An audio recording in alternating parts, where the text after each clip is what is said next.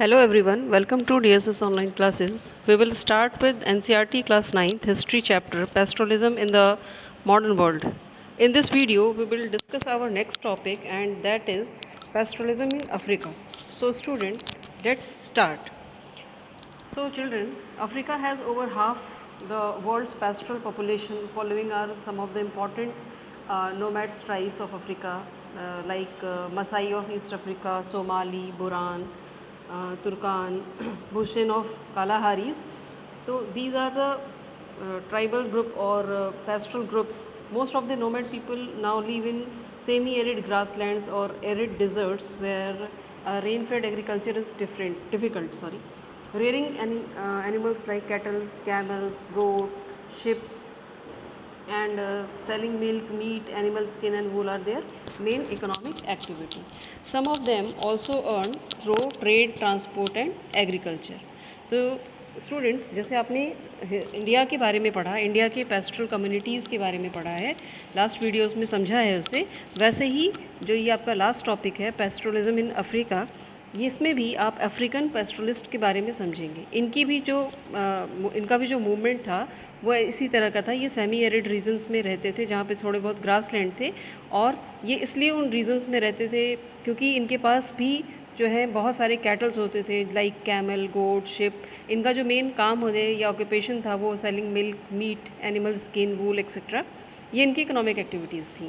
Trade, transport, agriculture थोड़ा बहुत करते थे। तो एग्रीकल्चर इनके लिए थोड़ा मुश्किल था क्योंकि आप जानते होंगे कि अफ्रीकन जो रीजन है वो एरिड डिजर्ट रीजन है। रेनफॉल की वहाँ पे प्रॉब्लम होती है, रेनफॉल की डिफ़िकल्टी होती है, इसलिए एग्रीकल्चर वहाँ पे थोड़ा सा मुश्किल है।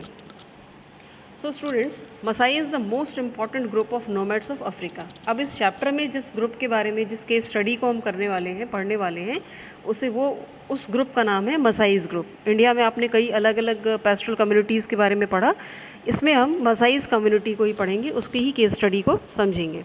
इनके साथ भी वही सारी सेम चीज़ें हुई थी, वही सारी सेम प्रॉब्लम्स हुई थी जो आपने इंडियन पेस्ट्रल कम्युनिटीज़ के साथ देखी हैं। अब मसाई कम्युनिटी जो है लगभग पूरा जो केन्या और स्टेपीज़, नॉर्दर्न तंजानिया वाला जो क्षेत्र है, रीजन है, उस पूरे रीजन में सबसे ज़्यादा ये फैले हुए थे या सबसे ज़्यादा पाए जाते हैं। इनका जो हिस्टोरिकल जो बैकग्राउंड है, it is believed that they have living in the region from the time immemorial means what, ये कब से वहाँ पर सेटल्ड हैं ये कोई नहीं बता सकता, लेकिन काफ़ी लंबे समय से ये जो है इनका वो क्षेत्र रहा है या ये नोमैड पीपल्स वहाँ पे रहे हैं।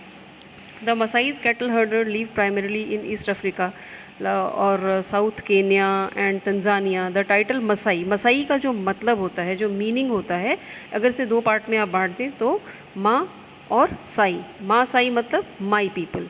तो ये मसाई वर्ड जो है ये इन पेस्ट्रल कम्युनिटीज़ ने अपना जो नाम रखा है वो उसका मीनिंग, उसका अर्थ ये है कि हमारे लोग, अपने लोग या माई पीपल। अब इनकी जो लाइफ स्टाइल है, इनकी जो लाइफ है वो किस तरीके की है कि ये लोग जो है ये नोमैड लाइफ को बिलोंग करते हैं, यानी एक जगह से दूसरी जगह घूमते हैं, और ये 40 to 50 पीपल्स का इनका अपना एक ग्रुप होता है। इस ग्रुप में ये लोग, इनका मूवमेंट होता है, इसमें ये मूव करते रहते हैं और इनका काम जो है उसमें होता रहता है। तो ये जो नोमैड ग्रुप होता है 50 से 60 लोगों का, ये क्या करते हैं, ये हंटर्स और गैदरर्स होते हैं, and they have learn how to survive in harsh desert condition and can find food and water where there appears to be nothing but sand और स्क्रब्स। तो इनका काम बड़ा मुश्किल होता है। ये हंटर्स होते हैं, गैदरर्स होते हैं, यानी जो फॉरेस्ट वगैरह होता है, जो डिज़र्ट एरिया में जो भी चीज़ें पाई जाती हैं उनको कलेक्ट करना और हंटिंग करना इनका काम होता है। लेकिन इनका सर्वाइवल जो है वो सैंड और डिज़र्ट एरिया में बहुत मुश्किल होता है, जहाँ पर बहुत आपको पता होगा कि डिज़र्ट एरिया जो है जहाँ पे बहुत वाटर की स्कैरसिटी होती है, फूड की स्कैरसिटी होती है, लाइफ जो है वो काफ़ी टफ़ होता है। तो इसलिए इनकी जो कम्युनिटी थी ये इनका सर्वाइवल बहुत ही टफ़ था। अब ये पेस्ट्रल कम्युनिटीज़ जो हैं इनके बारे में अगर हम समझते हैं कि ये पेस्ट्रलिज्म या इनका जो काम था वो क्या था, तो ये एनिमल हर्डर थे या डोमेस्टिक एनिमल हर्डर माने जाते हैं। ये पेस्ट्रल nomads, they depend primarily on animal rather than crop for survival. इनका जो प्राइमरी एक्टिविटी है या जो इनकी इकोनॉमिक एक्टिविटी है वो ज़्यादातर एनिमल्स पे डिपेंड है, लेकिन अपने सर्वाइवल के लिए ये थोड़ा बहुत एग्रीकल्चर भी करते हैं। इनका जो most of them rear sheep goat, cattle, camel और डिज़र्ट एरिया में जहाँ पर भी वेजिटेशन सुटेबल है ग्रेजिंग लैंड के लिए, उस जगहों पर ये लोग मूव करते हैं। ये ज़्यादातर ऐसी प्लेसेस पे मूव करते हैं जहाँ पे लगभग 25 सेंटीमीटर रेनफॉल होती हो, ताकि थोड़ा बहुत एनिमल्स के लिए ग्रेजिंग लैंड मिल सके, थोड़ा बहुत ड्राई श्रब्स या ग्रास, ये सारी चीज़ें जो हैं ये इन्हें मिल सकें, ये अपने कम्युनिटी को दे सकें।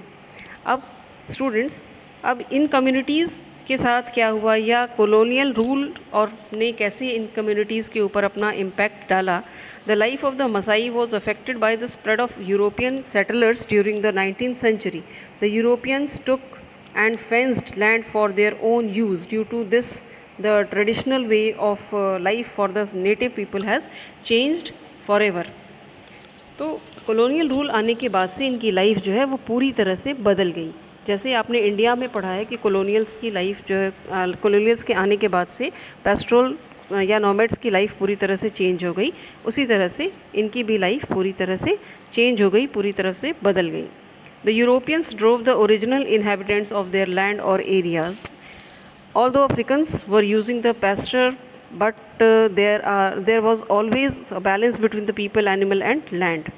इन्होंने यहाँ पर इनके साथ क्या प्रॉब्लम होने लगी कि जो भी यूरोपियंस या कॉलोनियल रूल जब यहाँ आया, तो इन्होंने इन लोगों को उनके एनिमल्स और लैंड के साथ थोड़ा बहुत तो आना जाना करने दिया, थोड़ा बहुत इनका सर्वाइवल हो पा रहा था, लेकिन उसके ऊपर एक बैलेंस लगा दिया, उसके ऊपर एक रोक लगा दी। और वो किस तरह की रोक थी कि European population grew a very fast rate and land was being used for other commercial purpose. जैसे जैसे यूरोपियंस जो हैं यहाँ सेटल होने लगे अफ्रीका में, वैसे वैसे जो भी लैंड था जो उनके यूज़ का था या जो कमर्शियल पर्पस में यूज़ हो सकता था, उस पर उन्होंने अपना कब्जा करना शुरू कर दिया। Due to this pastoralism and people start disappearing. धीरे धीरे जो है ये पेस्ट्रल कम्युनिटीज़ जो हैं ये ख़त्म होनी शुरू हो गई। In the last 80 years, the unreliable land and the pressure from growing population, due to the increasing population of animal, many areas have been overgrazed, destroying the plant cover and leading to erosion the soil. Most of the region have been turned over to crops and nomad people have lost their grazing land. जैसे जैसे population बढ़ती जा रही थी, दूसरे native जो वहाँ के नेटिव्स थे उन्हें वहाँ से हटना पड़ा, वो एरिया जो है वो उनके काम का नहीं रह गया। ओवर ग्रेजिंग की वजह से प्लांट्स वगैरह डिस्ट्रॉय होने लगे, उनका मूवमेंट जो है वो रुक गया, मूवमेंट नहीं हो रहा था, एक ही जगह पे एनिमल रह रहे थे, तो वो वहाँ पे ग्रेजिंग लैंड जो है वो धीरे धीरे ख़त्म होने शुरू हो गए। The British colonial government in East Africa also encouraged local peasant community to expand cultivation. इसके अलावा इन्होंने क्या करना शुरू किया कि जो ग्रेजिंग लैंड थे उस पर कल्टिवेशन के लिए लोगों को इनकरेज करना शुरू किया। जो लोकल पीजेंट्स थे, जो फार्मर्स थे, उनको कहा कि इन ग्रेजिंग लैंड्स पर भी आप कल्टिवेशन करिए, क्योंकि ज़्यादातर लैंड जो है वो एरिड था, बहुत लो रेनफॉल वाले रीजन से। तो कुछ लैंड ही था, कुछ ही पॉस्चर लैंड्स थे जो बचे थे, जहाँ पर ये कम्युनिटी, मसाई कम्युनिटी जो है अपने एनिमल्स को ले जाते थे और वहाँ पे उनको ग्रेजिंग लैंड अवेलेबल होता था। लेकिन बाद में क्या हुआ, धीरे धीरे वो ग्रेजिंग लैंड भी कल्टिवेटेड फील्ड्स में कन्वर्ट कर दिया गया और the Maasai tribals lost about 60% of their pasture. तो इसमें प्रॉब्लम क्या हुई कि जो मसाईज थे या जो ये पेस्ट्रल कम्युनिटी थी, इनका 60% पॉस्चर लैंड जो है वो ख़त्म हो गया, वो पूरी तरह से ख़त्म कर दिया गया। इसके अलावा जो फॉरेस्ट एरियाज़ थे उनमें क्या किया गया, उनमें चेंज लाया गया। The large forest area was also turn into game reserves like Masai Mara, Samburu National Park, Kenya and Serengeti Park, Tanzania वगैरह में। अब जो फॉरेस्ट एरिया थे उनको इन लोगों ने गेम रिजर्व्स में कन्वर्ट कर दिया। गेम रिजर्व्स के नाम भी आपके बुक में दिए हुए हैं, मसाई मारा है, संबूरू नेशनल पार्क है, केनिया है, सेरेंगटी पार्क है जो तंजानिया में है। तो ये इसमें कन्वर्ट कर दिया और पेस्ट्रल्स को वहाँ पर उस एरिया में अलाउ नहीं था, उस एरिया में आना जाना बिल्कुल मना कर दिया गया था। ना वो वहाँ पे आ सकते थे, ना एनिमल्स या हंटिंग या गैदरिंग या इस तरह का ग्रेजिंग वाला कोई भी काम वो वहाँ पे नहीं कर सकते थे। So now the people had limited area and continue grazing with small and inevitable meat destruction of the quality of the pasture. Feeding the cattle become one of the biggest problem. अब problem ये आने लगी कि Masai community अपने animals को लेके कहाँ जाए, उनको कहाँ पे फीड कराए, कहाँ पे उनको फॉडर अवेलेबल होगा। तो इस तरह से धीरे धीरे उनके कैटल्स जो हैं वो कम होने लगे, धीरे धीरे उनके पास उनको सेटल होना पड़ा, अपने कैटल्स को कम करना पड़ा। In 1885 Maasai land was cut into half with an international boundary between British Kenya and German Tanzania. तो उसके बाद से क्या, वो जो मसाई लैंड था उसको भी 1885 में हाफ पार्ट्स में बांट दिया गया। एक पार्ट जो था वो ब्रिटिश केनिया और जर्मन तंजानिया के नाम से जाना गया, और बाकी जो आधा पार्ट था वो इन पैस्ट्रोल्स का था। अब subsequently the best grazing ground were gradually taken over by the white settlements. तो अब हुआ क्या कि जो अच्छे ग्रेजिंग ग्राउंड्स थे उस पर तो ब्रिटिश और जर्मन्स का सेटलमेंट हो गया, बाकी जो बचा वो, और जो वाइट, इसे वाइट एरिया का नाम दिया गया, जिस एरिया में ब्रिटिश और जर्मन रह रहे थे उसे वाइट एरिया का नाम दिया गया। और ये जर्मन्स जो हैं ये इस एरिया में इन्होंने क्या किया कि पूरी तरह से पेस्ट्रल कम्युनिटी या नोमैड्स को प्रोहिबिटेड कर दिया कि ये इस एरिया में आ ही नहीं सकते, इनकी एंट्री पूरी तरह से बैन कर दी गई। अब प्रॉब्लम ये आने लगी, all this had an adverse impact on their life.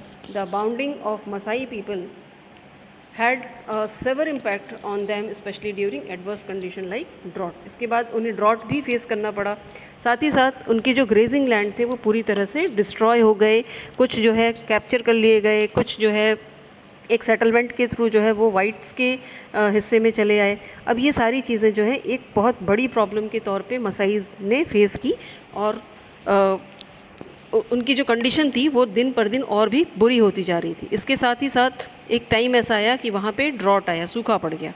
So students, इस वीडियो में हम यहीं पर ये वीडियो जो है ख़त्म कर रहे हैं, और बाकी आगे के जो टॉपिक्स हैं वो हम नेक्स्ट वीडियो में कवर करेंगे। So children, that's it, we will meet in next video. Till then, good bye, thank you.